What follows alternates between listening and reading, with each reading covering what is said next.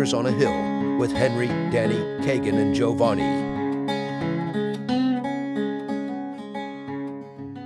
Well, welcome everyone to Fortress on a Hill, podcast about U.S. foreign policy, anti-imperialism, skepticism, and the American way of war. I'm Henry. Thank you for joining us today.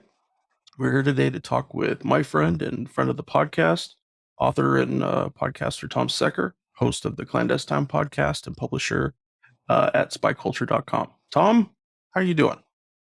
Yeah, I'm good, Henry. Thanks for having me back. And I'm looking forward to this one because while not a great movie, there's a lot going on in it. There's a lot of interesting stuff thematically and a few petty gripes I just have with it as a movie. So this should be fun. Yeah. So we're here today to talk about War of the Worlds, the 2005 film starring Tom Cruise and Dakota Fanning that was produced and directed by Steven Spielberg. It is based upon the novel, H.G. Wells' novel, War of the Worlds. That was, most people know it was a famous story back in the day, and then it was turned into a radio program that literally was so real that it scared the people at the time, or at least some people at the time, into believing there was an actual alien invasion going on. It's actually Spielberg's third alien-type movie that he had done up until this point. He actually quoted, he said that for the first time in my life, I'm making an alien picture where there is no love and no attempt at communication. He's really right about that. Yes, E.T., this is not. E.T., this is not, no. So the film came out in 2005, of course, 4 or so years after the September 11th attacks, and the themes in the film are so much in line with the terrorism mindset that had permeated everything around that time, and Spielberg sure tries to layer it in there in some ways. So let me lay down a few little basics about the film so people can get an idea if you haven't seen it. And I guess it's kind of worth watching. I liked it a lot as a kid, but I think the flash and the bang got it more in my brain than the actual story was good or anything. So Tom Cruise is a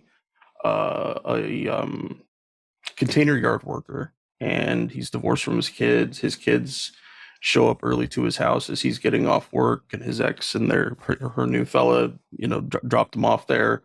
And it's very clear nobody likes anybody. The kids don't even seem to really want to be there.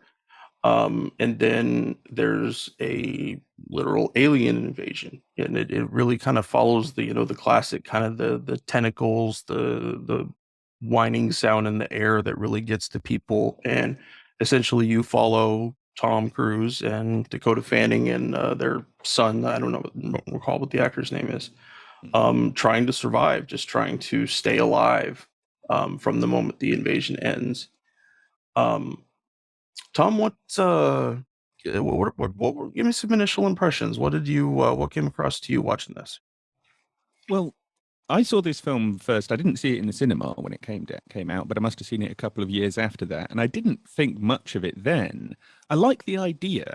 I like the premise of we're telling a story of a apocalyptic alien invasion, but we're telling it through one little family's attempts to essentially, like you say, just survive and try and keep moving and ultimately try and get to Boston where the rest of the family is. That's quite a nice little narrative to build an alien invasion movie around, rather than focusing on the grandiose spectacle like in Independence Day. I mean, I guess after Independence Day, what's the point, really? You can't really top that for that kind of alien invasion movie. So I like the idea of telling it through a microcosm, through a little story. I don't think it worked very well, partly because Tom Cruise, I don't think, was the right actor to hang this off. I don't think he has that natural emotional sympathy that a lot of other leading men would have in that role. And it's kind of a Roland Emmerich movie, right? Divorced guy. I mean, every male protagonist in every Roland Emmerich movie is divorced. And part of the story is about him in some way reconciling with his estranged family. I don't know why, but that's just a on, you know, almost every film that has that sort of format in Roland Emmerich world does that. I think the thing that bothered me about it, the thing that why this film never really settled right with me, and I never truly enjoy or really get engaged watching it, is the tone of it. I think what they were going for was kind of chaotic, but also stark. Mhm. You know, there isn't that much going on in the frame in a lot of this film. There is quite a lot of static, not a lot of people moving, not a lot of people doing things, interrupted by brief bits of tripods tipping ferries over or blowing stuff up or lasering people. And I get that that's what they were attempting, and I don't think they quite pulled it off, because I don't think Spielberg can truly embrace that starkness. He wants things to be a bit too nice.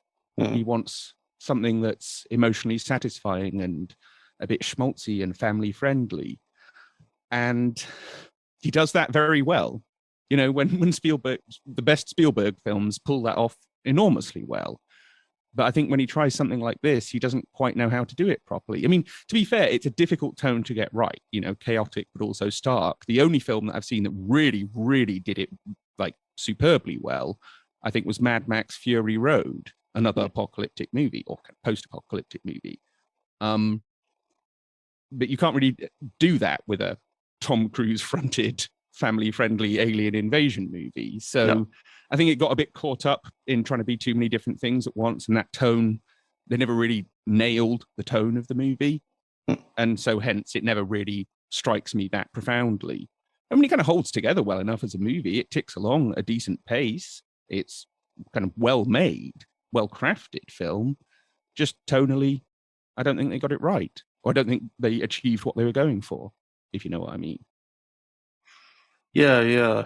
It did seem like that there was the proverbial wall between the PG-13 rating and the R as far as advancing it. You know, when there was that scene where Tom was watching that guy get his innards sucked out, but you didn't see the actual connection with the device. You know, it was one of their, for people listening, is one of their long tentacles, and it has a giant alien needle at the end, and literally just sucks the insides out of a human. But you don't really get to. I mean, number one, you didn't know the person wasn't on camera for any amount of time. They were just there for shock effect, and of course, you couldn't see their face, you couldn't see their body. You could, and then the tube taking things up is just, reddish. It doesn't really dig into that fear that someone could have about something like that happening to them. They could have made that scene much better, shown the person trying to get away or with his family or anything, but it close up on the eyes, some kind of yeah. I mean, you don't even really hear very much in that scene either. No, because he's it's at that point where he's still hiding with Tim Robbins in the basement. I'm sure we'll come back to that part again a little bit later. One of the first things that struck me was when the initial contact with the aliens was happening, and everybody and everything around Tom and his children is just freaking out, and he's freaking out too, but he's not saying a whole lot. They're just allowing the scene to kind of fill the space. And at one point, Dakota Fanning says to him, his little girl, is it the terrorists? And I guess it is, especially for people that didn't, they may have known people who died in 9/11 or were close enough to see some of the damage or the smoke or whatever. That, is it realistic at all for a little 12-year-old girl to say something like that at this kind of moment? And I guess it really depends on the people, but it felt really, really forced to me. Like, we're very clear this movie has nothing to do with terrorists. Why would she make that assumption at this particular moment, especially a little girl? I could understand more if this was a teenager or a young adult. I could get that, but I couldn't understand why she would make that connection at that particular moment, other than to remind us of what just happened in real life. Well, and it doesn't really work in the movie because we already know. Everyone going to watch this movie knows it's an alien invasion movie, right? everyone knows what War of the Worlds is, I assume. It's hardly a obtuse or obscure cultural reference point. No. So there's no dramatic irony there. We know what's going on. It might work if it's a mystery at that point and the kid goes, is it the terrorists? And we in the audience are sat there thinking, hang on, is it terrorists? What is this thing that's attacked? But we know it isn't. So like you say, it's just really forced. It doesn't fit the flow of the movie, and it doesn't fit with where the audience is at that moment in the movie. So therefore it feels off key. And like they've just thrown that in there because, oh, it's 2005. We've got to reference terrorism. Yep. If we don't say something about terrorism, someone's gonna say something, and we just got to do it.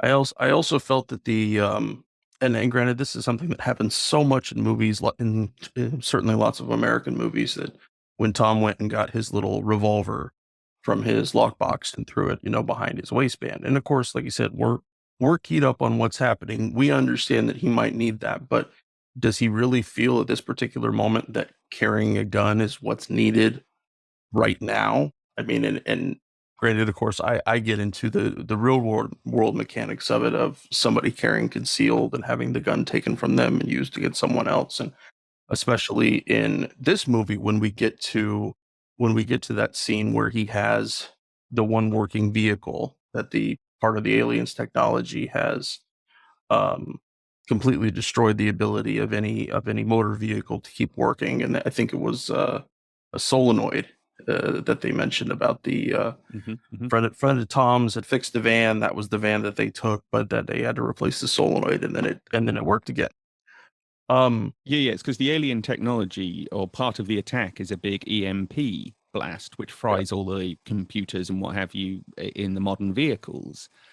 And again, that's a reference to terrorism. That was one of those things that they kept suggesting as the next generation terrorist weapon in the early 2000s, when everyone was just letting their imagination run away with them, and they were kind of picking stuff from movies and video games and saying, what if the terrorists do this? And of course, it never happened. I mean, an EMP weapon on that scale is a pretty difficult thing to pull off, for one thing. True.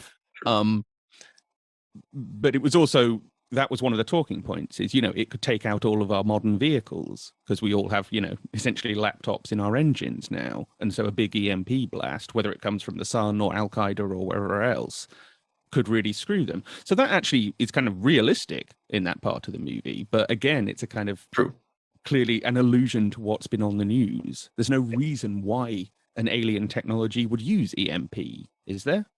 No inherent reason, anyway. Other than just your standard warfare type kind of thing, but other than that, no. I mean,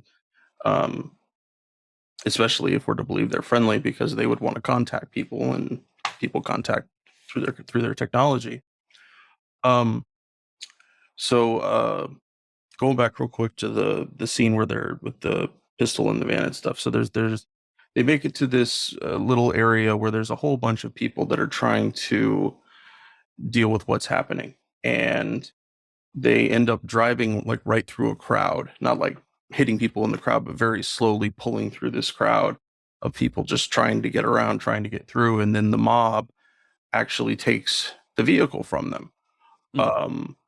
And it felt like that whole scene, that the only real object you found out of it was, this is why we need the military. This is why the military needs to be here at this moment, because this is what alien invasions do to people. It just does it to them. It doesn't, it wasn't, we understood kind of the mob mentality, but it felt it like the other stuff. It felt really, their desperation felt forced. It didn't feel like it was something that we had understood enough to be able to say, okay, that makes sense, or it makes more sense. Why this is happening. It's never set up. It's never earned that bit where the mob turns and decides to essentially hijack the vehicle, and it's a bit of a struggle with the gun and the kid and blah blah blah blah blah. Because we never know why. Why did those people in particular decide to take the vehicle when they've already been pushing through this big crowd for like several minutes by this point? They've gone past hundreds of people, none of whom tried to take the vehicle. So why did those people try and take it? They're never set up. We never get to know them. We never get to understand why are their motives. or why is their mentality different to everyone else's? It's just, oh, we need this to happen because movie, so therefore it happens. And there's quite a lot in this film like that, where it's sort of, I get what they were going for, and it's not a bad idea at all. It's quite a good sequence visually. It works as a dramatic moment in the film, but you need to earn it and set it up better. Sure. It's kind of lazy to just slap it in there. Yeah, it really did kind of feel that way. There was another scene where the bodies go by in the river. That, you know, no setup, no foregrounding at all as to what's happening. Just a little Dakota Fanning, a little blonde girl. She's standing looking at a decent sized stream or a small river, and there's nothing in it. And then 2 seconds later, there is, I don't know, at least a dozen, maybe 24 bodies that just float by. And that might have made a lot more sense in different circumstances, but we know that these aliens are turning people into chum to power whatever they do. So the fact that there are untouched bodies floating by in the river makes no sense whatsoever. Nope. Also, it really struck me as, why that moment? Why did the fucking river choose that was the moment to send all these very nice bodies right by? It had no grounding whatsoever. Well, and again, if you want that sequence to work, how about that happens? I mean, just to explain this is after they've escaped the city and they're essentially driving through the countryside. I mean, I think the script actually calls it middle of nowhere. We don't see them cross over the river. We don't see the river in the wide shot when the car pulls up to the side of the road and the kids get out. We don't know there's a river there. So why would we even be thinking about that? She just wanders down to the river, and at that exact moment that the kid is on her own wandering down to the edge of the river, that's when the bodies appear. You know what I mean? If you set up, there is a river, we get to see them driving over it. Maybe we get to see them looking down into the water. Oh no, there's nothing there. There's nothing to worry about. Sure. But maybe there's a sort of, sense of foreboding building. Then they pull over. Maybe then the military go past first before the kids run off to go and pee in the bushes or whatever. Then it sets up the tone of, oh, something menacing. The military are here. Sure. Then they go down to the river. Then the bodies appear. You see, that's how you set it up and earn that moment. But it's a classic Spielbergian moment. It looks great, but it's totally not set up by the 5 minutes of movie that came before it. You see what I mean? It's not that difficult to make this better. I'm sorry, I'm getting into editor mode here, but you know what I'm saying? I'm watching these movies thinking, if I wanted to build up to that moment, that's how I'd do it. And you've got all the pieces there. It's not difficult. Sure. So, yeah, I think they keep sort of missing tricks in this film, and it's a bit frustrating for me. It does. What did you think about the role of the son? There was a teenage Robbie was his name. I felt like that they stole away most of what could have been some kind of genuine characterization for this angry young man who wants to do something. He's always, and as the crisis goes on, as they're trying to survive and everything, they start seeing the military, and Robbie wants to go with them or go in the direction that they're going. And again, there's no explanation as to where this is. There's no catch up as far as Ray the dad being separate and Robbie and he's gotten older, gotten kind of angry, gotten this and this and this.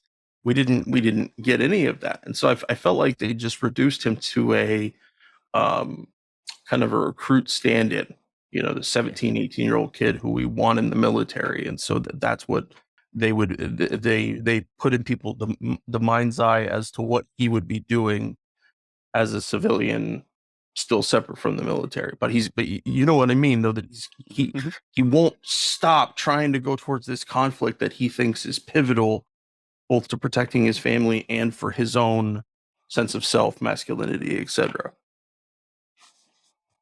I mean, that's the thing. They could have set him up one of multiple different ways. They could have just made him a kind of energetic teenage lad who's itching to do something.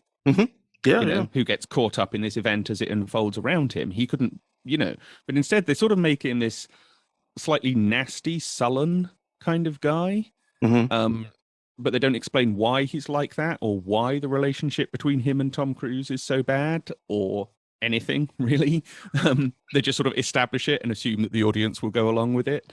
I did notice going through the draft script compared to the film, because you sent over a draft script for this movie from, I think, shortly before the military review. There's certainly a lot in it that is referred to in the script notes in the military file on this film. They didn't really, they certainly put in a few extra little bits of dialogue between the two in the film to try and build up that relationship and set up both the departure, the splitting off of the characters in the midst of the battle, and then the reconciliation at the end of the movie, because that's kind of the character arc, or at least the emotional arc of the movie, right? Because honestly, the relationship between Tom Cruise and his daughter is essentially he picks her up, puts her down somewhere, tells her to stay there, goes off and stresses about something, comes back, picks her up, puts her down somewhere else, tells her to stay there, and the cycle repeats itself for like 2 hours. There isn't really much of a relationship between them. She is just a thing he carries around and has to rescue. Whereas with the son, they were actually trying to do something emotional, but partly because we never get to really get to know who these characters are or why their relationship is the way it is. We don't even really understand what are his motives. Why is he running out into the road trying to jump onto the trucks or the Humvees as they're going past? It's never really explained. It's just this sort of urge that he has for some reason. And I think, I mean, yeah, like you say, he is a recruit stand-in character. If this movie was a, TV series, and they have made 2 different War of the Worlds TV series in recent years, neither of which are particularly good. He would be a young man who actually goes off and joins the military, and would maybe see him going through boot camp and so on. But in this film, there isn't time for that. But there was time to explain why. We see him watching something on the news and asking questions about it. We get to understand why it is that he feels compelled to go and meet this with violence rather than following his dad's approach, which is just try and stay away from the danger for as long as possible, which is actually the more sensible approach, as it turns out. But they didn't bother.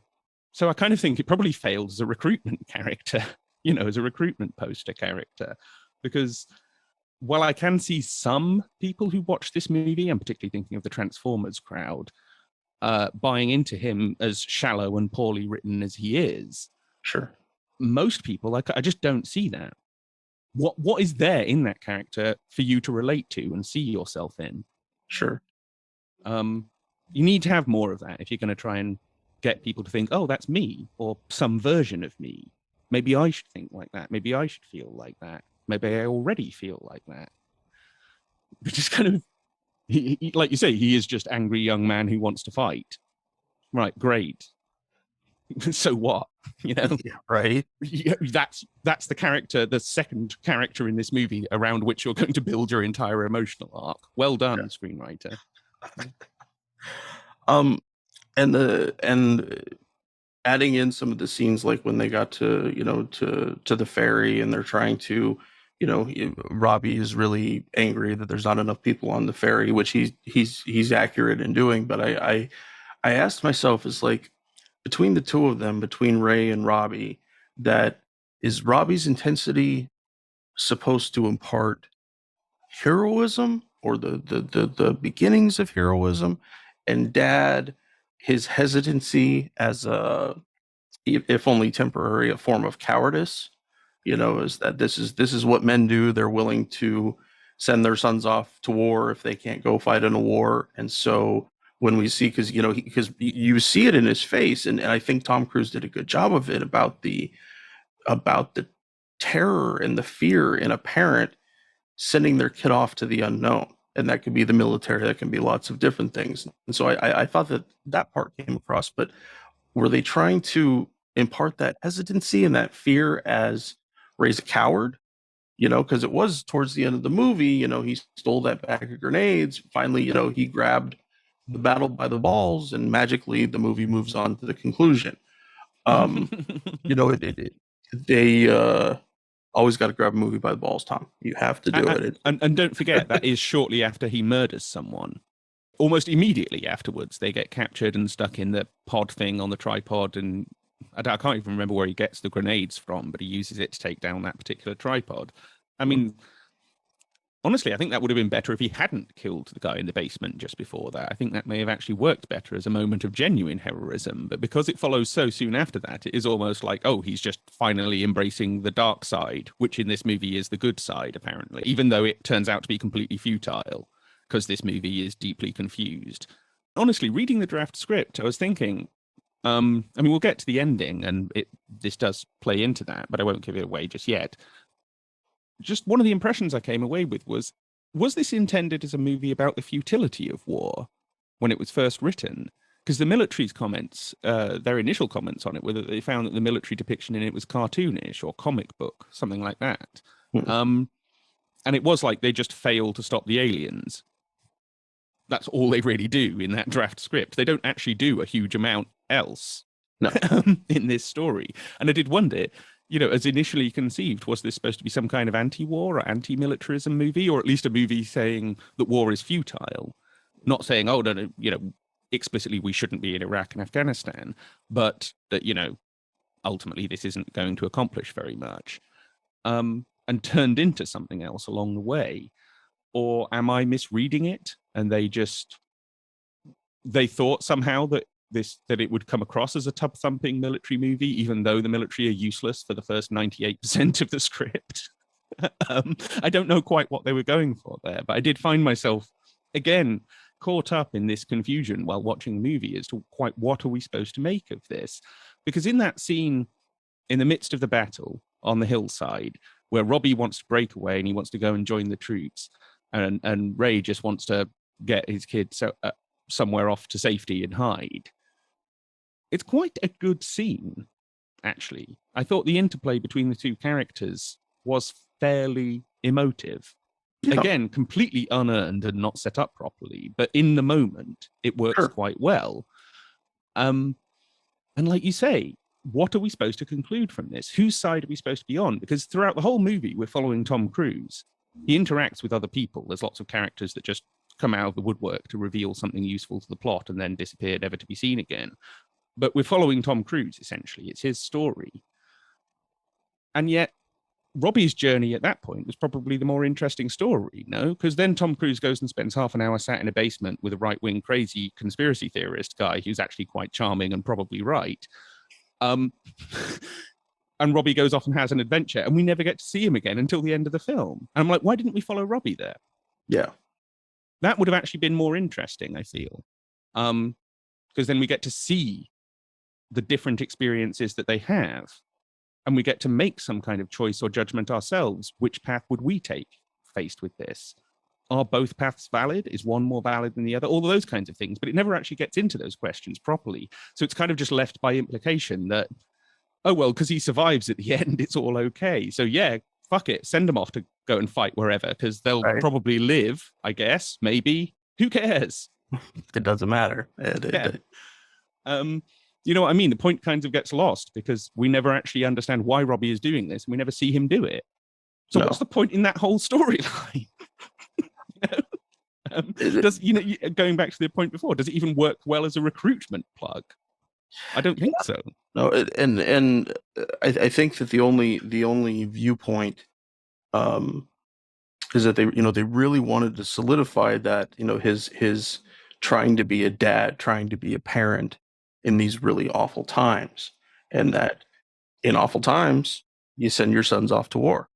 It doesn't really qualify as to what awful times are going to be, but that was, I know we had talked about that when we initially mentioned discussing this one, is that there were some really good, like you said, that moment with Tom and his son, and then the one at the end where you can see that he's clearly vacillating between supremely angry at his kid and yet so glad that he's alive. You said entirely unearned. It didn't really make much sense, but in that way, in terms of if you are the parent sending your kid off to the military, that it saved your psyche from the pain. That the loss of the kid was only temporary, despite the fact that we didn't know that for most of the movie. Kind of like what would happen if someone was in a war, depending on when the war was and how much contact they had with back home. But the struggle of a parent to let go of their kid, the struggle of a parent to physically and of course, metaphysically just, okay, I'm you want to do this. I'm going to say it's okay for you to do it. I'm going to send you off and hope you come back at all. And of course, hopefully in one piece. And so, you remember the line, he kept saying it. The kid kept saying it, Tom, you have to let me go. You have to let me go. And it's like, dude, you're not chopped in half from an alien wizard weapon right now, about to die.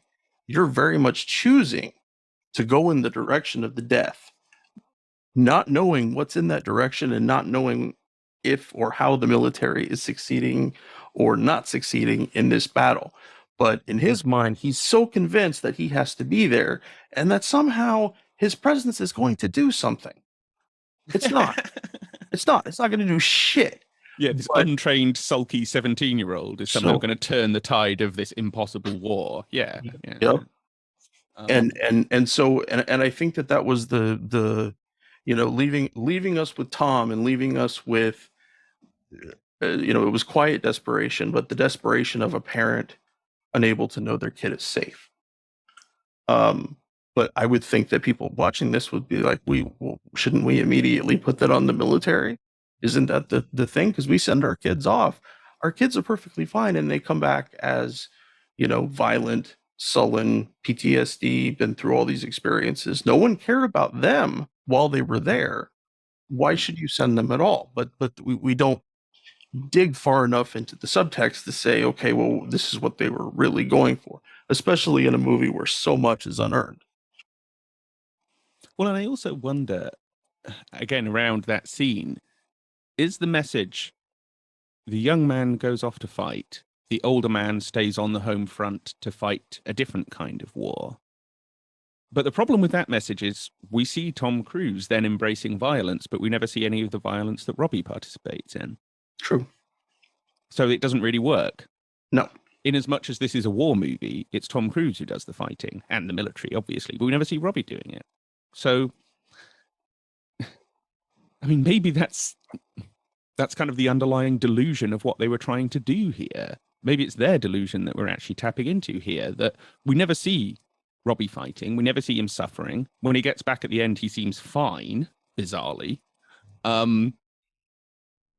That's a very idealized version of what it's like to send your son off to a war. Mm-hmm. You just don't hear from him. You're a bit worried, but okay, he turns up at the end and everything's fine.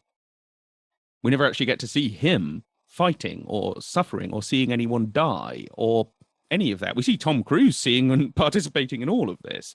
But he's the guy who ran away from the fight. So are they also saying you can't run away from the fight? Again, it's that terrorist thing, whether we're fighting them over there or over here. Terrorism is a global threat. They could strike anywhere at any time. So even if you run away, you're still going to end up having to fight anyway. Is that what they were going for?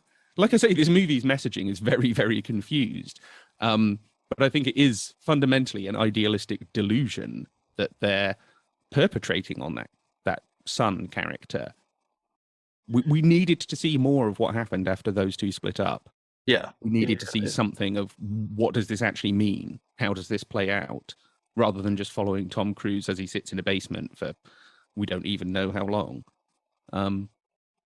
It was a very strange choice to just keep Tom Cruise in every single scene in this movie. Maybe it was in the contract. Probably. I mean, as far as vehicles for one actor goes, this is a dream because you are literally in every scene in the whole movie. What's that? There's an old Michael Caine joke. He might have actually said it. I don't know, but he was saying, when I read a script, I read the first page and I read the last page, and if the character I'm playing is on both pages, then I do the fucking picture.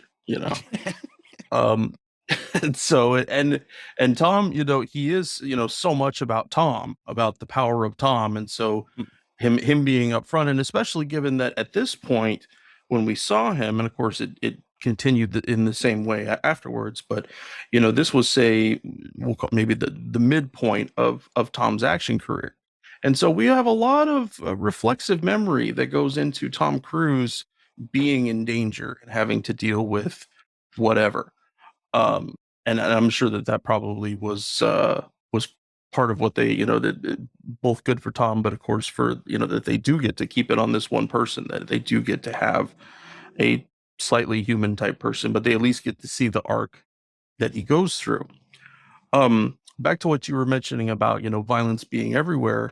We had talked before we started recording about the fact that the alien vehicles were situated underground prior to the invasion. And that actually is something that Spielberg added that was not part of the original H.G. Wells story. And so it really feels like that they were trying to set the stage for some kind of alien terrorist cell type thing, in that way that they just needed the pilots. They can bring these death machines down to do whatever they want with us whenever they want. But they didn't, but again, that wasn't something that was fleshed out or understood. We didn't see any archaeologists or anthropologists. I don't know what kind of weird scientists they get to help us science up the movie, but in terms of like, just get the guy from Ancient Aliens. I mean, Yep, that would work too. Or one of my favorite actors, Brent Spiner from Star Trek: The Next Generation, when he was the crazy scientist on Independence Day. You need a crazy scientist. Brent Spiner is your guy. He is a go-to crazy scientist. He'll play it perfectly well, and he's a really good exposition character because he talks quickly.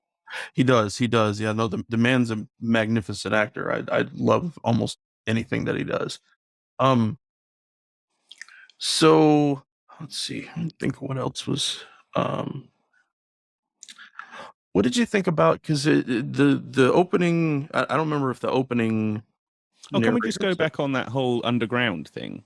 Sure. Yeah. No, you're right. Yeah. Okay. So there's two things here that spring to mind. The first is you're right. It's a fairly obvious metaphor for a sleeper cell.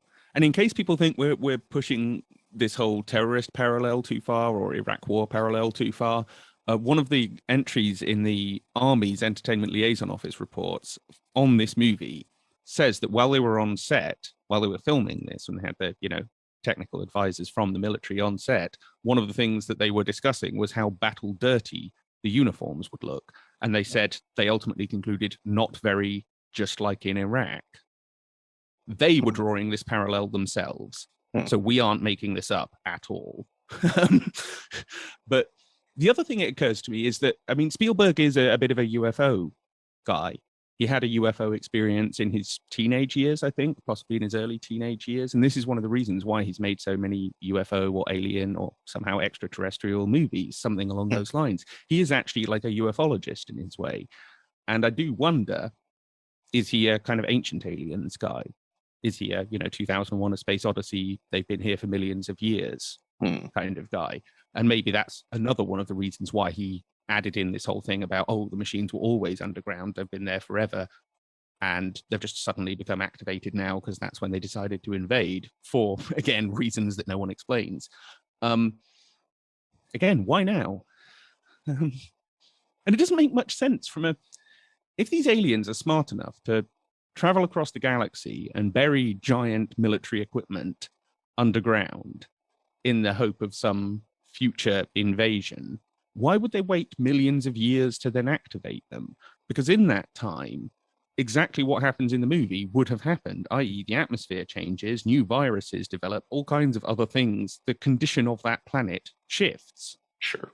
Over that length of time, the fundamental composition of the atmosphere changes. So it maybe no longer becomes a suitable place to colonize. None of this is really thought through in the movie. Again, there's a lot of kind of gaps, and there's a lot of, like you were saying, just Deus Ex Machina. It happens because it has to happen for the movie to work. Yeah. And I did find that a bit problematic as well, because I like the idea. I like the setup, and I kind of like that opening sequence where the lightning is coming down, and it's only after that the tripods start, and they make that Hans Zimmer noise like the robots in Pacific Rim, and like everything in movies these days, to be honest. And they come down, they start lasering, and it all worked quite well, and it's kind of had that nice sort of mystery sci-fi as well as action movie elements all coming together. And then the movie starts falling apart because it just lacks for well-drawn characters and proper emotional arcs. That's where the movie really fails, I think. But as I say, as a premise and as a type of story and as a way of telling this particular kind of story, there's a lot that's good about this movie. They just kind of got a lot wrong. And I think certainly the addition of working with the military, I don't think helped this movie at all. No. Because there's even things like, in that battle sequence up on the hill, just before Tom Cruise and his son have their kind of argument and then they split off. This is one of those areas where the military had quite a lot of input. Their main input on the movie was on action rather than dialogue or characters or anything else, because obviously there are no military characters who actually really say anything in this movie. No. They're present in quite a lot of scenes, but they don't really say anything as people. And yeah, one of the discussions they had was whether or not they should stop the civilians who are running towards the battle. And this is where the script notes start contradicting themselves and get very funny, because on the one hand, they wanted to be seen rescuing people, and as they put it, evacuating people. And as anyone who has watched The Wire season 5 knows, you don't evacuate people, you evacuate buildings or areas. To evacuate a person is something different. So they wanted that.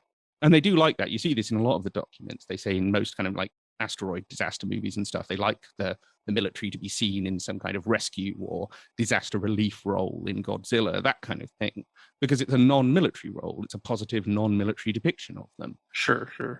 But at the same time, one of the Marine Corps reviewers writes something, I can't remember the exact words, but I sent you the snippet from the file. He basically says, well, we don't have very many forces at this point, and we're engaged in this really difficult battle. So if people are stupid enough to just run into it, kind of fuck them, let them. It doesn't matter. We're not there to stop people from killing themselves. And it's like, it's one of the most Marine Corps things you'll ever see in your life. And quite a surprising thing for them to have committed to paper. You know what I mean? It's one thing to say that on a phone call. It's another thing to write it in a memo to a screenwriter. And in the end, it's a bit of a mix. You see both. You see, at some points, the military are just sort of ignoring the people who are running into battle and just letting them. And at other points, they're sort of trying to stop them.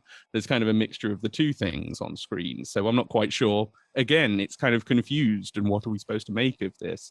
But yeah, I found that document in particular, I found that really, really funny, because it's so cynical. But at the same time, what would you do in that situation? I mean, I guess you've been in that situation. And as you told me, you tried to stop people.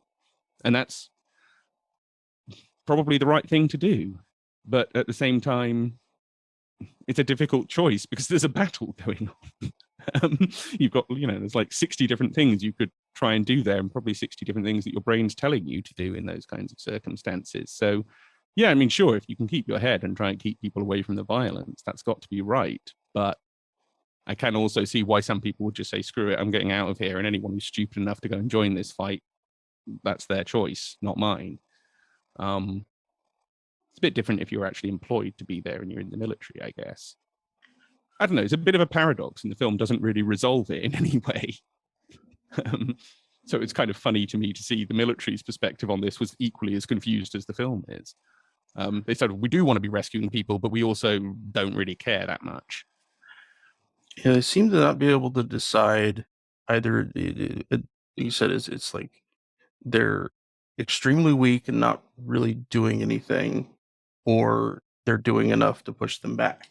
There's not anything in between, other than when towards the end, when then after Tom gets saved from the big alien robot, that they had stingers, that there were soldiers shooting stinger missiles at the terrorists that just happened to coincide with Tom and kind of the what they were doing towards the end of the movie. But in terms of like, I kind of thought of it as kind of like, what if this was certainly could be Iraq or Afghanistan, but what if this was like Kosovo? This is like a peacekeeping type thing. What are the soldiers right there willing to do? What are they capable of doing at any given moment? And are different units going to be doing the same thing or opposite things? And it kind of went, I thought that they were trying to allow for the chaos to really come through. There's times where, the victims of the aliens are military members themselves, that they are scooped up and turned into chum just like anybody else. And so there was really that fight between, do we actually have any lethality? I hate that word. Do we actually have any lethal beings that are going to do anything against these things versus the guys on the barge on the ferry just getting scooped up and immediately turned into chum, where trying to find some kind of consistency in there was just entirely non-existent, other than this is the chaos of war. We're not going to say it's the chaos of war. We're not going to imply that this is like any war that the United States has ever seen or done or anything, but that's what this is. And like the one of the scenes where you had the tripods moving across the landscape, and they are just obliterating everything in front of them. And again, like with the riot scene with the van, is like, this is why you need a strong military. We're not going to say it, but we're definitely going to show you. We're going to show the entire American landscape being turned into a wasteland, and its people literally being turned into fuel. That we're gonna try to hang on to that, but they don't stick with either way. I mean, you can't have it both ways, especially in a 2-hour movie. And like you said, it seems like it didn't even know, have a full comprehension of what was actually happening. I thought about that with like the end of the movie with the safe zone. They get to this place that is, visually has been untouched by the aliens. Why was it untouched? Why is this a safe place, even though we never qualified what the fuck a safe place means in this movie? In this context. Yeah. I mean, again, I think this is one of those areas where they came into conflict also with the MPAA and the censorship and the, age ratings and all of that. Because, again, when I was going through the script, I noticed just how much more violent the action sequences are. And I don't necessarily mean in terms of actual firing between the tripods and the military. Mm-hmm. I mean in terms of how it's depicted and how people are reacting to it and how it's affecting them. Because there's all of this stuff about, there's a lot of deafening roars and deafening explosions. There's even references to people's like ears blowing out and bleeding. We never see anything like that in this movie, because it would be too gory. It would necessitate a higher age certificate, and that means you've cut off half of your audience. I get that. But the problem is, if you're going for, this is the chaos, and ultimately the message is we need the military to rationalize this chaos, I guess, is what they're saying.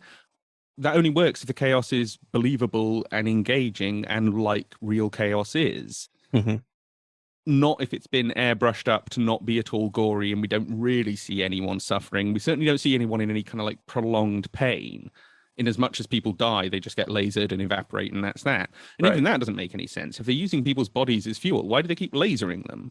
There's a lot in this movie that doesn't make sense. The aliens' tactics are not good.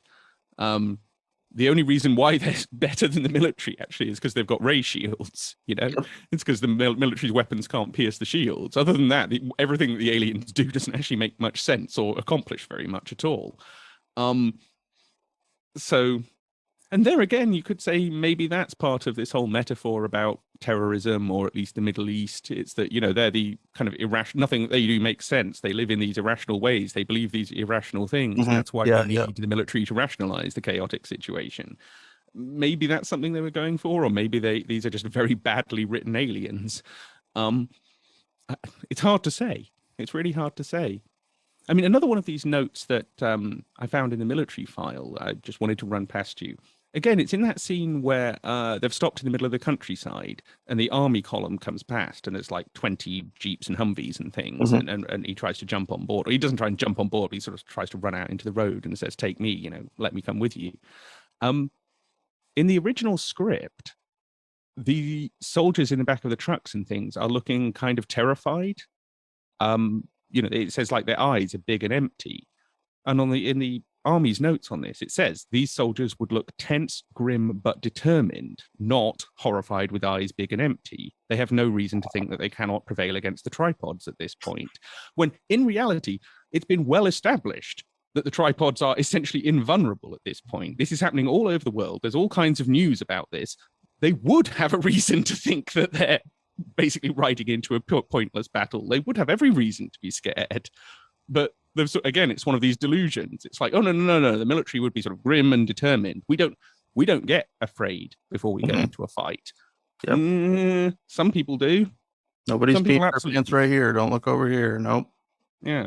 And there was another one that, again, in that battle sequence up on the hill, the kind of the big action sequence in the middle of the movie, there's a bit in the script where the Marines retreat. And there's a big yellow post-it note stuck on the script in the file. It says, no retreat. Nope. And the note it says, Marines do not retreat, ever. No, you beat a tactical withdrawal in the face of a massively superior enemy, but that's not a fucking retreat, is it? Sorry, I'm kind of ranting now, but it's just there's so many things in these files where I'm thinking these people are crazy. That's a retreat. I'm sorry. I don't care if it's embarrassing to call it that. Just be honest. If you can't be honest about this, then what the hell are you even doing in the military anyway? I thought the whole point of this kind of perspective, this sort of stereotyped military perspective, is it's down to earth. It's we don't shy away from the truth. We deal with the ugly truths of the world, and yet every time they write anything about a movie script, they go off into fantasy land, and they're just denying obvious things that like everyone knows. It's bizarre at times, and this is one of the on this film it really was quite bizarre. Yeah, the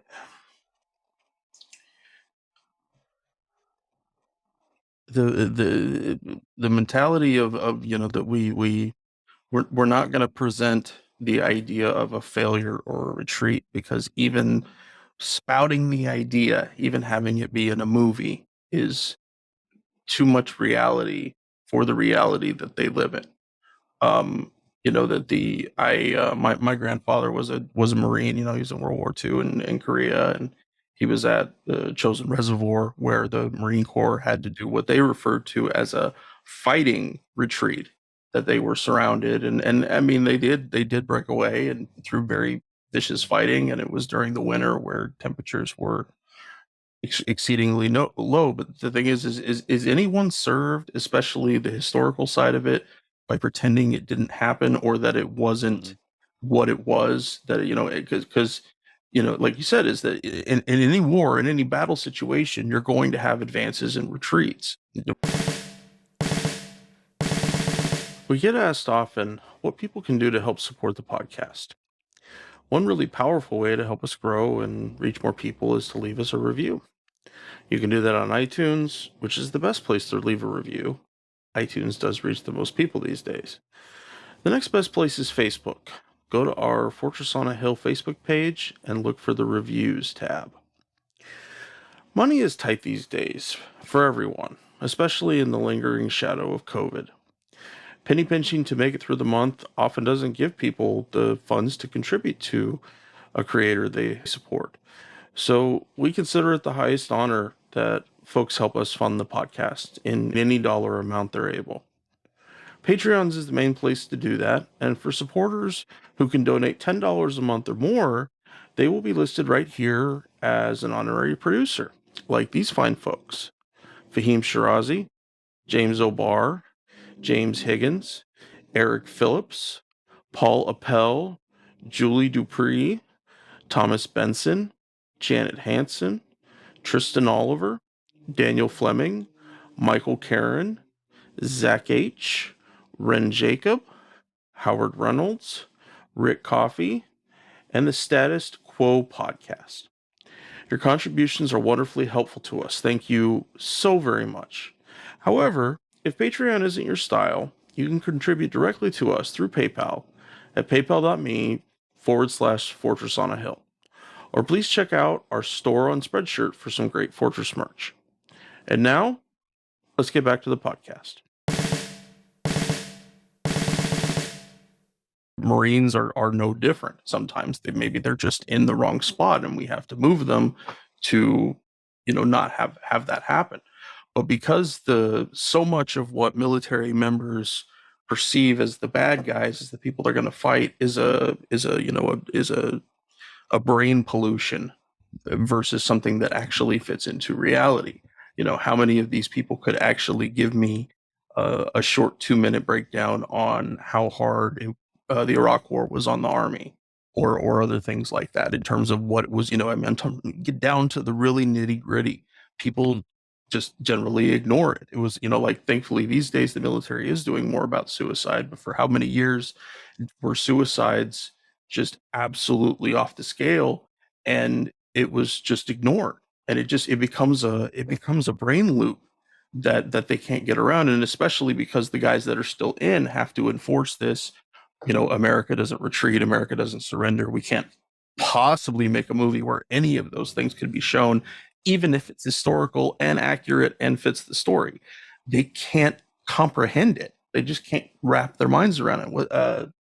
What's the saying about you can't explain something to someone when the understanding of that thing goes against what they live to do, their job or their whatever. And so we're just seeing, the brainworm of military, head in the sand type stuff as, played out as an actual movie, played out as actual commentary about no retreat.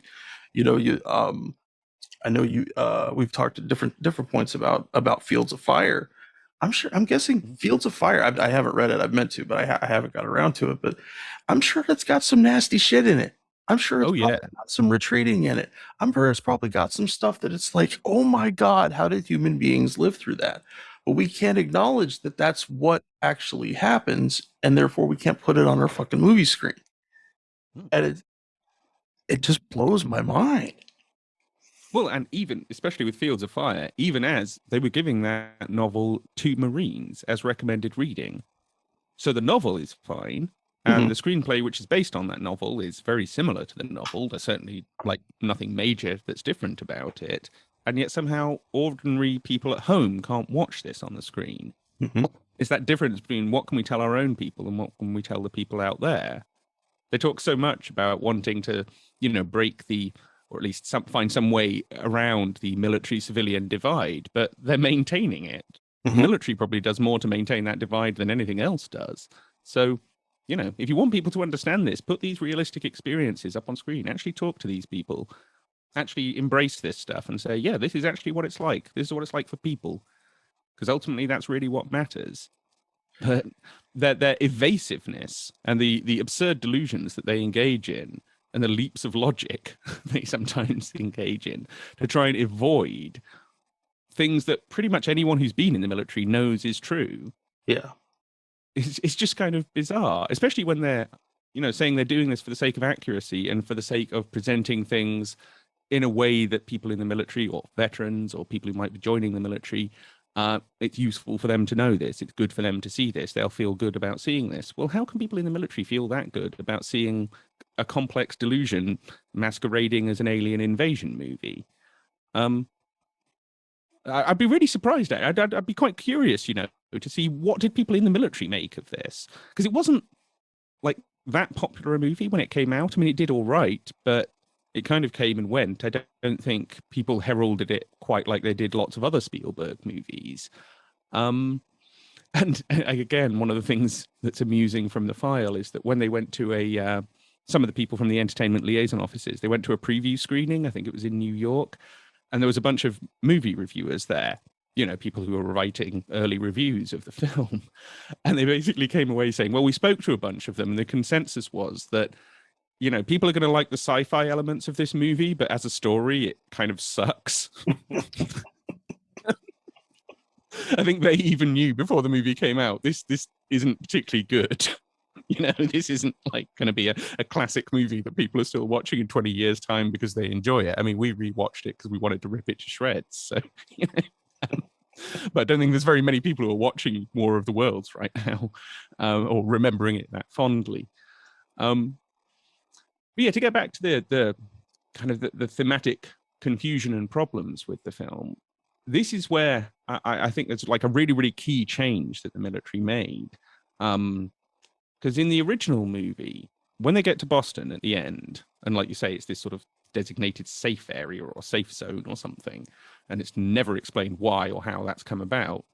Tom Cruise has a dialogue with one of the Marines or soldiers, and there's like a crashed tripod, and the soldier explains, oh, it was kind of malfunctioning and behaving really oddly, and then it just fell over. And it's like saying, oh, maybe the tide's turning, maybe something's changed in this battle. And then a couple of minutes later, they come across another tripod, right? And the military managed to shoot that one down.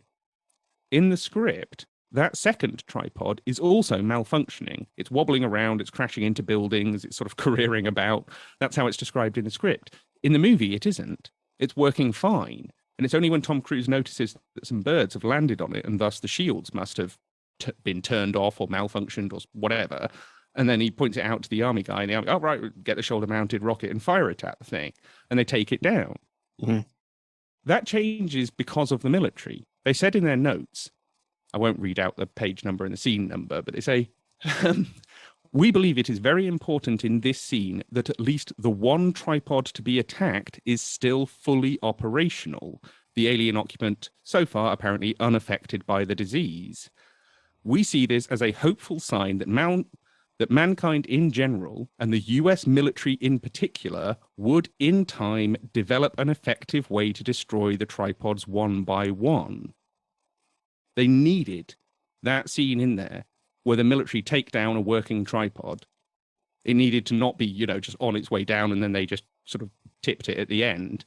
They needed to be shown as effective rather than just a completely pointless force in the face of a much more powerful force.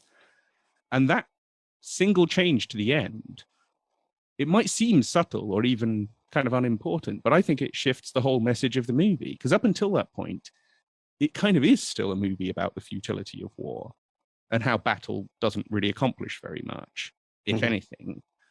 Whether it's trying to be that or not, that's kind of how it comes across. There is no heroic moment for the military until then. And so they had that rewritten to be more of a promo for them, more of a triumphant moment that shows this is why we have the military. And I know what you're saying. There's lots of little implications throughout it that make it a pro-military movie overall. But in terms of the core storyline, the military aren't very effective against the aliens. In fact, they aren't really effective at all. It's kind of like in Independence Day. And they had the same problem with Independence Day. They kept saying, there's no real military heroes. The military don't actually accomplish very much. We're basically there to get wiped out. There was even in the script for Independence Day, there's a bit where the Pentagon gets blown up. And that got taken out of the film. That was one of the things the Pentagon objected to, and it did actually get taken out, even though they never ended up working on the movie. So it's the same kind of thing. Even when it's an alien invasion, ancient alien invasion that apparently left its sleeper cells here millions of years ago, it's that far ahead of us. Oh, the US military would still, in time, develop an effective way to destroy the tripods. Right. It's pathetic, really. But like I say, you see what I mean? How it just shifts the dynamic of the movie in terms of the actual, totally, how the battle plays out. Without that moment at the end of the film, what's the point in the military? Other than the implication that, like I say, we need them to keep order in a chaotic world. But in terms of the actual battle, they're useless. They're functionally, might as well not be there. So that's I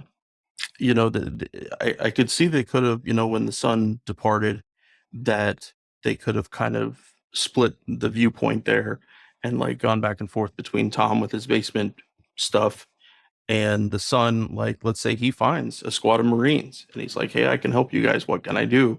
And he actually goes through that. Like they fought for however long and we finally figured it out. We can do this.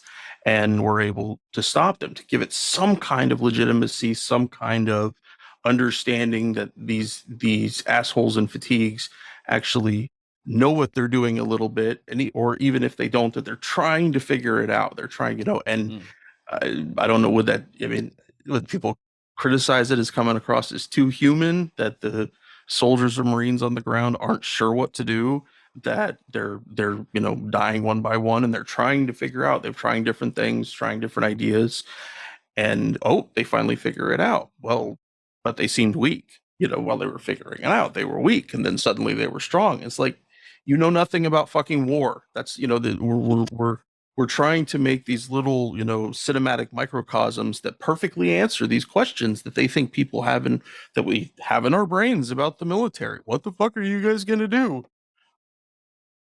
but it's got such a chokehold around it that they never get to actually flesh anything out. And I would imagine, I don't know if Independence Day got military help. I'm sure that they did at a certain point, but I'm guessing that went apeshit over some of the different things because it did make them seem weak. The president is fleeing. He's flying, to wherever else with a freaking ball of flames right up his ass. Um, and it's like, yeah, he wanted to survive. Is a dead president better than a fleeing president? What?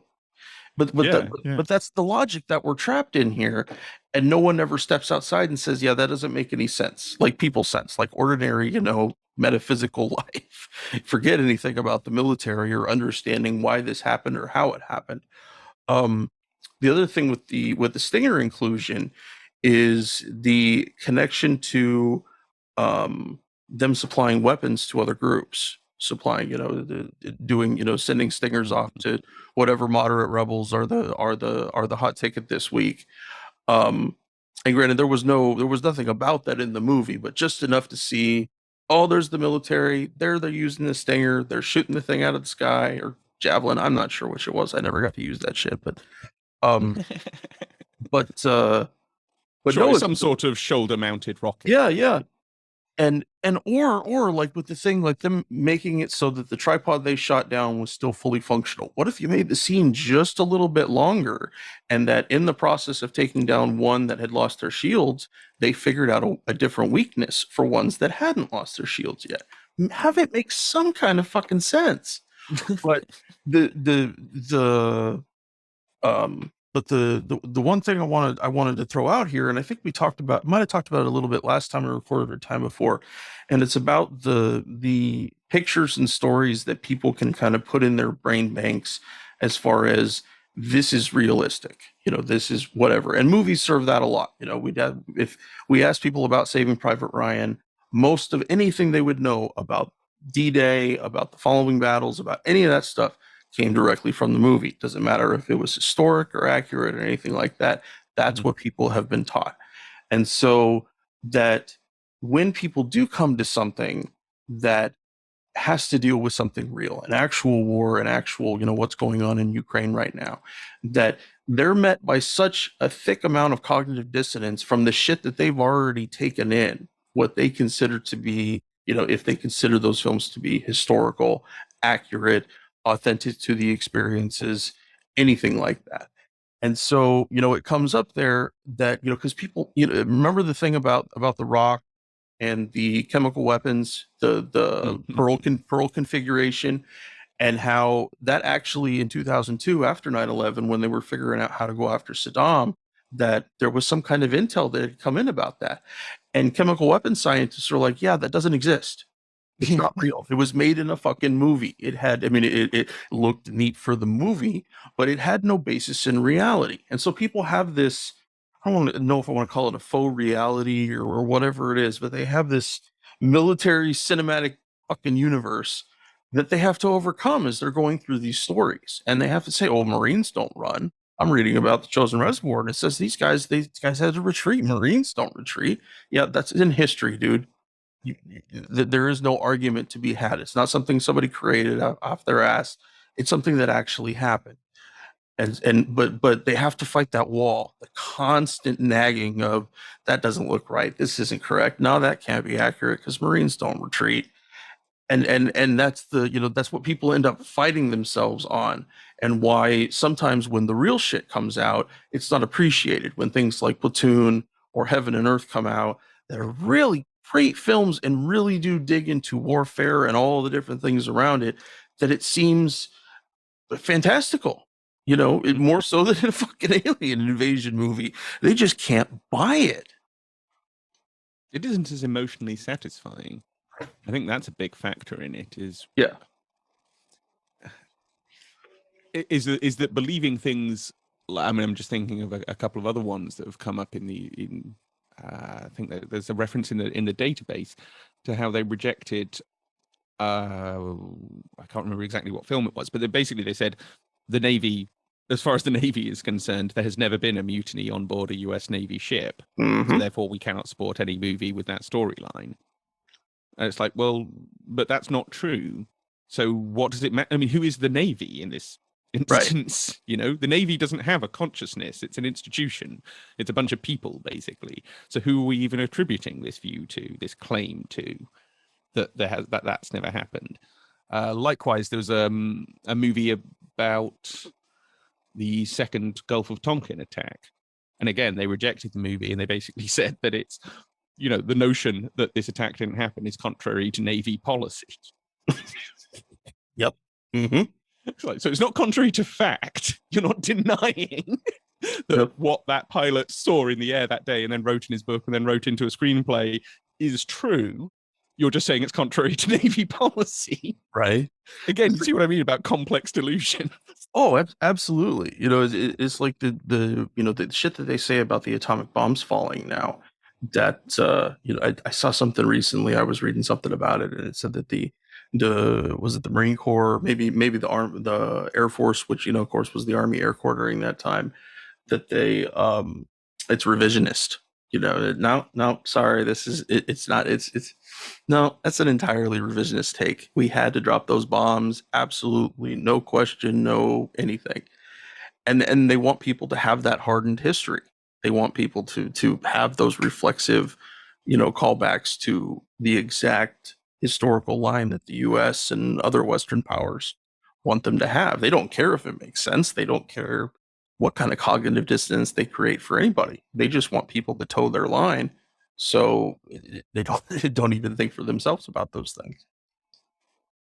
I don't think they do sometimes, because they really, I mean, I am consistently surprised by the things that they actually write down, and don't seem to have any fear that one day someone's going to read this with a skeptical point of view and sort of wonder, what on earth is this person thinking? Why is this person like reviewing movie scripts for $200 million movie projects? What on earth, you know, what kind of authority do they have? Because they seem to be nuts. Can I bring up one of my petty gripes about this movie? Shoot, man. Okay, so, you know, early on, the daughter gets a splinter in her hand from like a banister rail or something. I can't remember. And there's this little bit of dialogue between her and Tom Cruise where he's like, oh, no, it'll get infected. You've got to get the splinter out. And she says, no, it'll be fine. When my body's ready, it'll just push it out. I read that somewhere. Okay. This is obvious prefiguring for the eventual reveal that the virus has taken down the aliens and blah, blah, blah, blah, blah. They were trying to win some sort of screenwriting award for metaphorical prefiguring, I guess. In the draft script, there's a scene later on where she actually gets the splinter out of her hand, and she makes the point again to her dad, I told you, you know, when my body was ready, it would just get rid of it. That scene doesn't appear in the movie. Why not? So instead, she gets a splinter in scene 12, and that's it. Why include the first scene then? Yeah, there's absolutely no payoff to it now. You see what I mean? It's like there's lots of payoff in this movie that has no setup, and lots of setup that has no payoff. Yeah. And I know it's just a splinter, and I'm probably obsessing over this because I get frustrated with bad screenwriting. But like even that, I mean, there's several other little things that they have in the movie that are kind of prefiguring the ending and setting up the ending for you, which honestly, I don't think it needed. I think maybe it works better as a sudden reveal that actually everything's okay.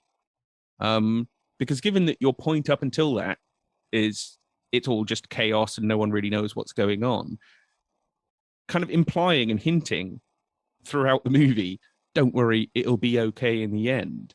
Yeah. Takes away from that, it undermines it. And again, it would make the reconciliation between the dad and the son at the end of the movie all the more powerful if it wasn't heavily implied that it's okay, it's a Spielberg movie, it'll all be okay in the end, because it always is. Yeah. Yeah, it's just, there's so many different sort of weird mistakes that they made in the course of this. And like I say, that splinter thing just stood out to me, because it's like either have both scenes or have neither. Yeah. Don't have the first one, but not the second. Just added screen time for something that doesn't even make sense. I mean, it seems like a waste. Well, to create more screen time for Tom Cruise wandering around in a basement. There's that. We have our man Tom. So, should we talk about the Tim Robbins character a bit before we wrap this up? Because yes, I love Tim Robbins. I do too.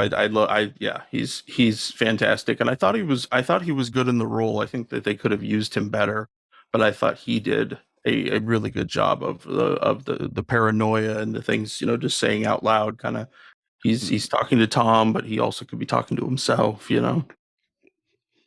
Well, in some points, he's like talking to the aliens. He's saying things that he wants them to hear. So it's really this kind of, these voices coming from different directions and going in different directions. And he's, in some ways, the most three-dimensional character in the whole movie. I wanted to spend more time with him. I wanted to hear more of his slightly crazy, but at least not totally pointless nonsense that he was talking about this situation. Because I mean, he's not wrong in some of the things he says. Some of what he's saying is totally batshit. Don't get me wrong. That's his role in the movie. Yeah. But at the same time, he does actually say some things that make more sense, certainly more sense than just let's sit in this basement and wait for what exactly? I mean, he's the one saying we need to go and do something. And Tom Cruise is like, no, we have to wait here. Why? He never really explains. So that's not a very convincing counter argument. And then in the end, Tom Cruise ends up just running out into the open anyway, and what inevitably was going to happen inevitably happens. Yeah. So the guy isn't even really proven wrong, in which case Tom Cruise just needlessly murders him. You know what I mean? Yeah, there was Is the murder justified? Yeah, it was too drastic a turn in that way. That we've gone from, okay, I'm relatively safe in this guy's presence, to he needs to die now. I don't know what this weirdo is capable of. And like you said, it didn't seem justified. It didn't seem earned in that way. I mean, certainly he was certainly discomforting, but he wasn't, I don't think the audience was to that point. And then Tom goes to deal with that and puts on little girls' headphones and stuff, and it's like, I don't think it just doesn't make sense. Or it doesn't make sense that Ray, this relatively kind of underperforming guy in life, he's a bit of an underachiever. That's sort of how he's set up, right? Though he does live in a house that has a lot of nice dark wood paneling, and his bedroom has, I noticed, not just both drapes and curtains, but also blinds, which seemed a bit unlikely for someone who isn't really that together in his home and doesn't have much money. But anyway, whatever. That why is he pushed to such an extent that he feels that it's necessary to kill this guy? What sets that up in the movie? He's the guy who keeps trying to run away from the fight, right? Yeah. So why doesn't he just run away somewhere else? Because they keep saying, oh, the tripods are out there. But the tripods aren't out there continuously. No. There aren't tripods just walking past that particular farm all day long. And they're there for like 2 days or something. I don't understand. Why doesn't he just run off? If he thinks this guy's crazy, go find somewhere else to hide. There must be no end of places around here you could potentially hide. And after killing him, that's kind of what they end up just doing anyway.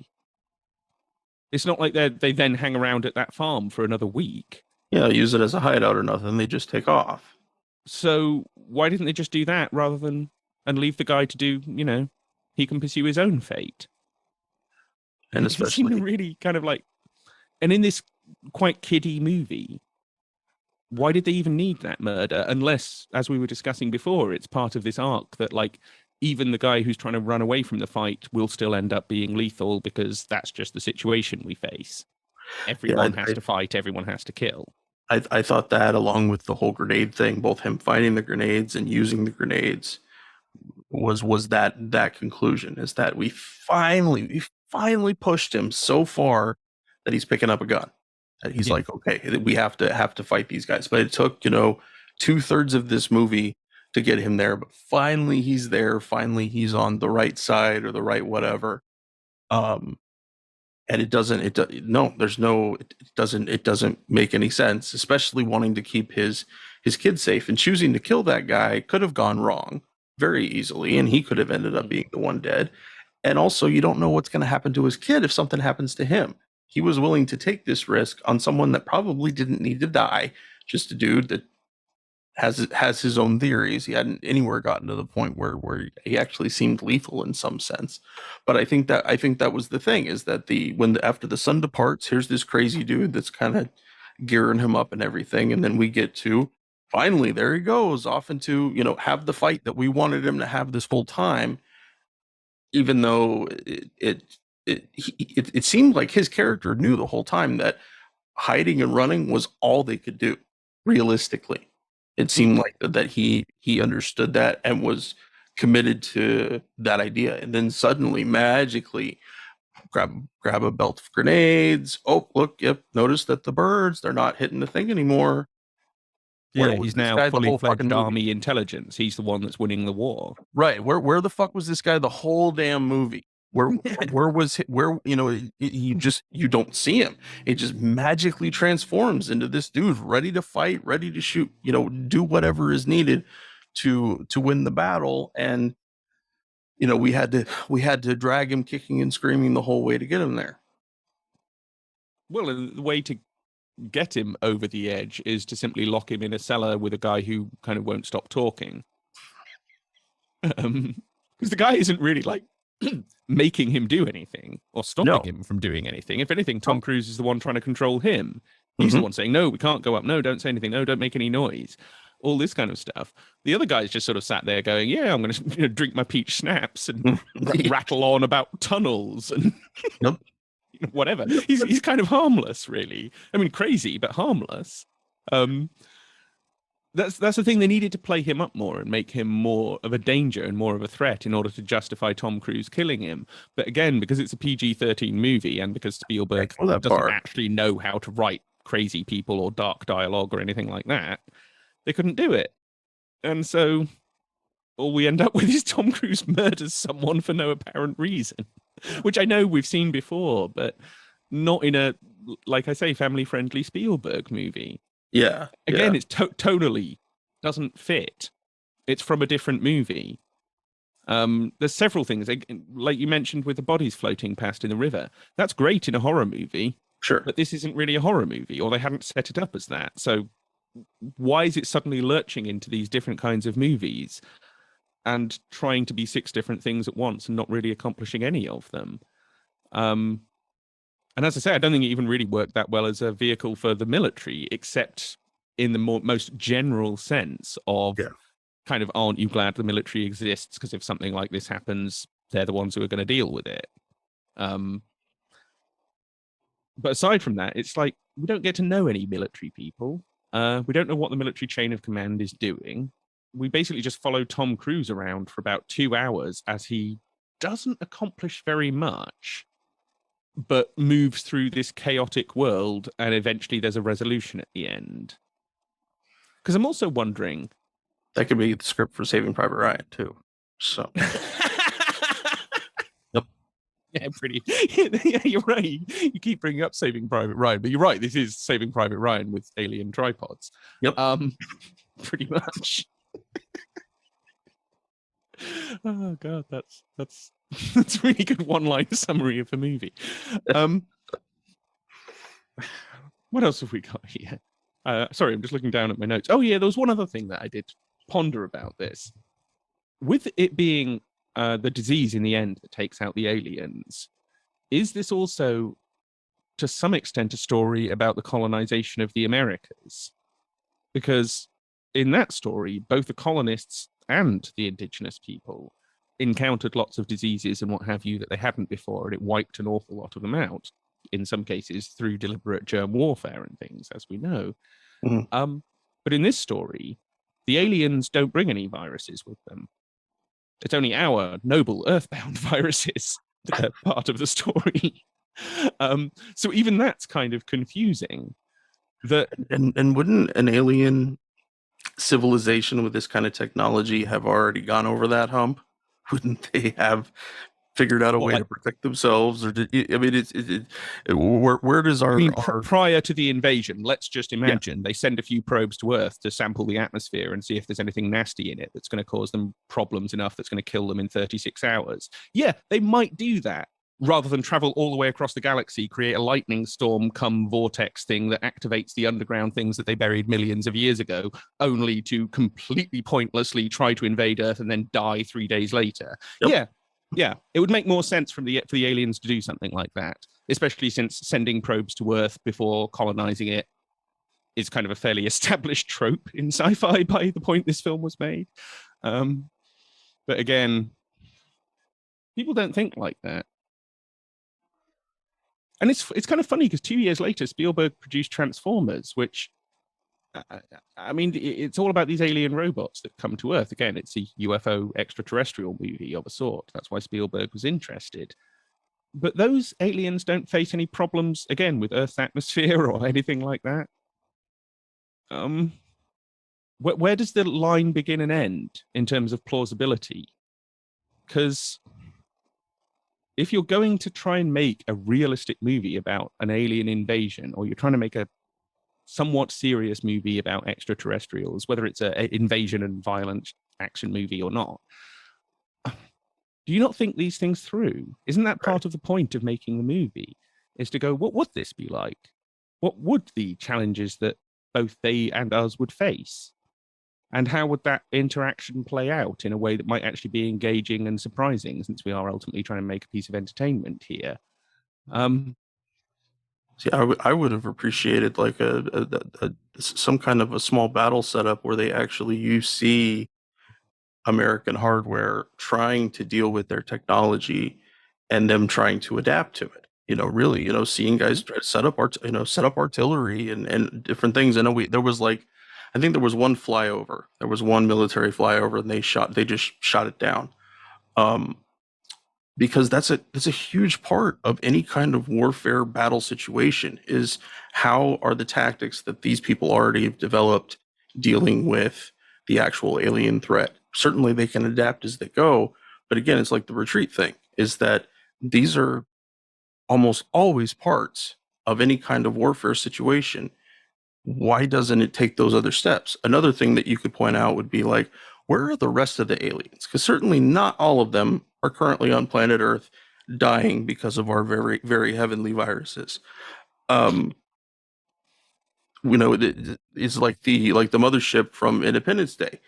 We knew that there was a huge cadre of other aliens on this giant ship, and of course but they didn't establish anything like that. They didn't. I mean, No. And like Spielberg bragging about the fact that the aliens don't have to talk. Well, any kind of situation in terms of settler colonialism or occupation by foreign forces has to deal with those kind of things. How are they going to actually interact with each other? How do they know anything about what's happening? Independence Day, there was very little alien dialogue. Remember when Brent Spiner and the whole tentacles thing and talking about stuff? But at the very least, they did speak to them. They did hear from them directly, and this is how they feel about the thing. But they want us to immediately, we look at the U.S. troops, we look at the U.S. personnel who could or would end up getting injured, and we don't look further. We don't look for any other second, third order effects. We're not looking for people that are injured in other ways, because those people were trying to kill our beloved soldiers. Damn it. This seems like a very big step between some of the older Spielberg stuff, especially Alien stuff, and the movement into Transformers, Battleship, all these other really, really massive alien type movies and stuff. But in terms of the half step between the two, and really grabbing onto all of the war aspects without criticism of the American response or the American action. Yeah, sure. I mean, when you go back through the history of this particular genre of movies, they do tend to break down into one or the other. You either have the single alien who comes from beyond, who isn't fighting or trying to take over or anything like that. Maybe they've come here by accident, maybe it's on purpose, but they have some kind of communication, and the whole thing is about, I guess, understanding.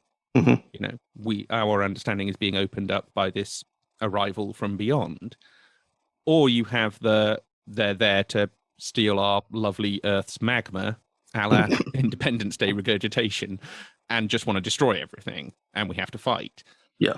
There's a lot more of the second kind. in the last 20 years or so. A lot more.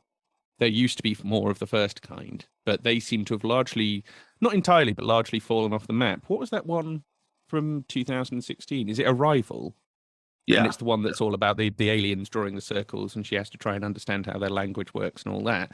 And in that one, there is a brief military depiction, and they're completely useless. They try and blow up the alien ship and basically end up blowing up themselves.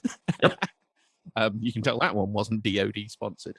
But, you know, Independence Day Regurgitation, Man of Steel, Pacific Rim, all of these. Some of the recent Star Trek TV adaptations, I think, have been military supported. Yeah.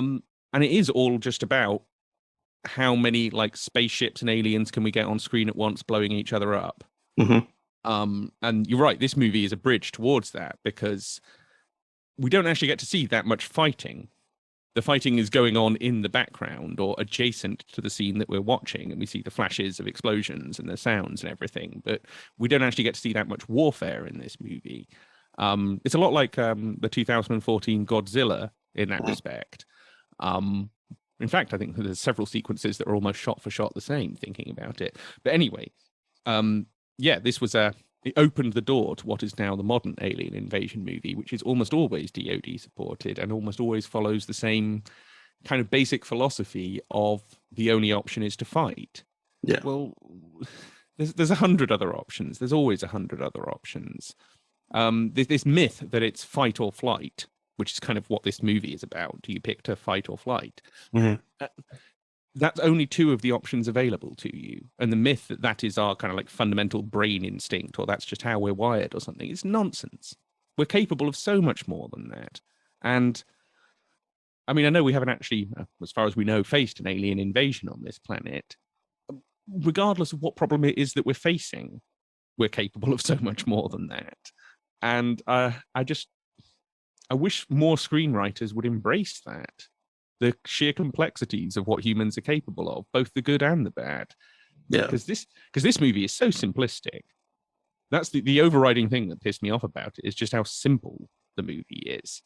Nothing is treated with any emotional breadth or depth. Nothing is discussed in detail. Most of it doesn't really make an awful lot of sense. We just know that Ray is trying to get away and keep his kids safe, and there's an alien invasion going on and some stuff exploding. That's the most sense we have, yeah. But that doesn't make for a particularly kind of interesting movie to watch. We needed more, and they could have done so much more with this, particularly given the kind of money that they spent. I mean, it all looks good. You know, it's a well-made movie in production value sense, but Totally. I don't think they ever really made up their minds quite what sort of movie they were going to make. And then the military came in and said, well, we want you to make more of this sort of a movie. And they went, okay, we'll add that dimension to our pre-existing list of like 12 different things we're doing with this movie.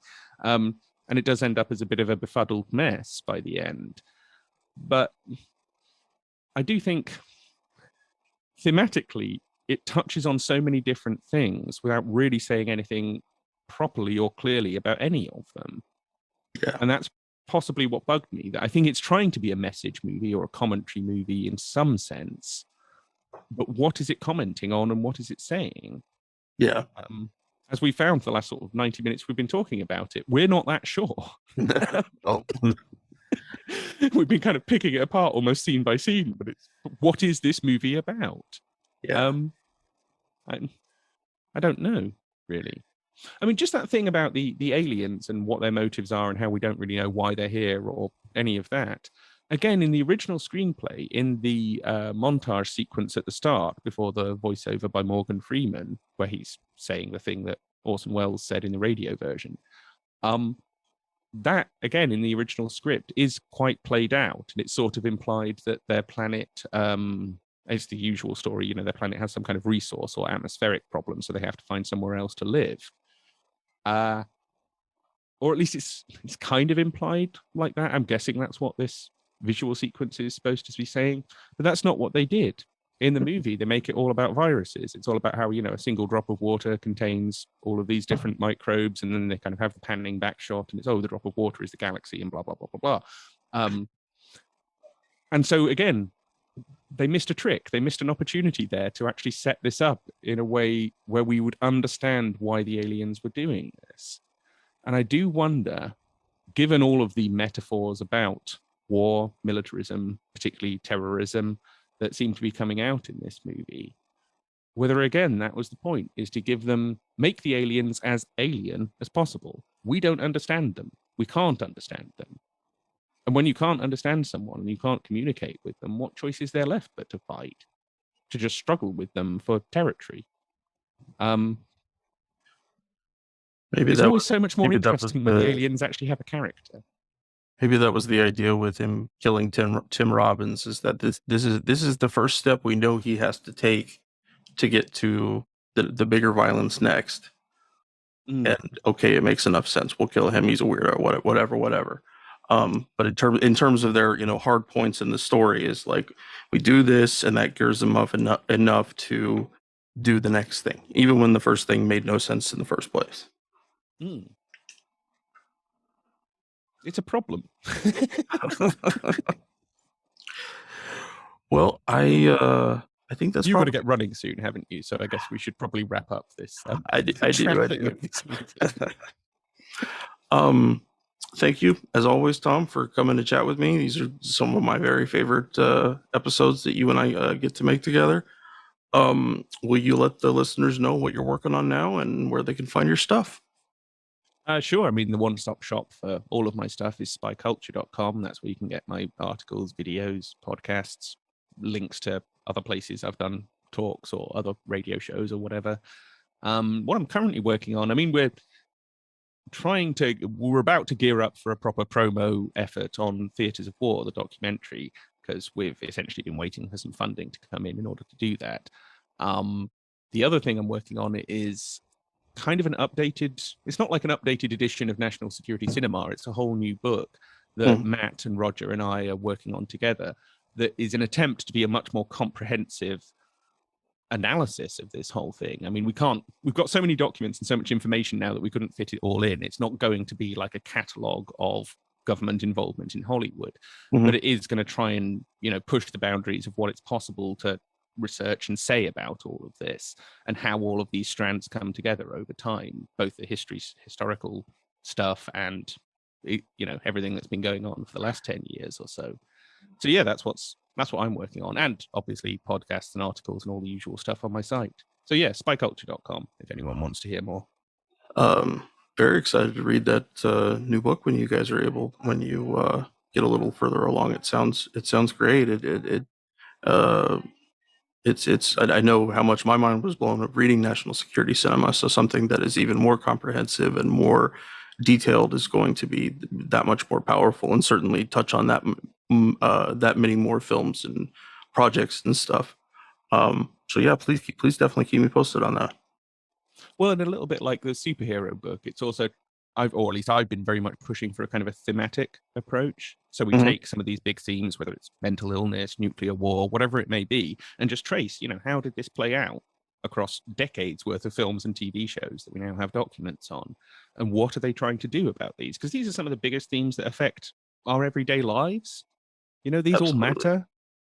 That's why the whole kind of entertainment liaison office thing matters. And so that's what I've been pushing for with this book. So hopefully it will at least have some dimension of that to it. But yeah, I'll let you know. And thanks for having me again. This has been another great conversation. I have really enjoyed it.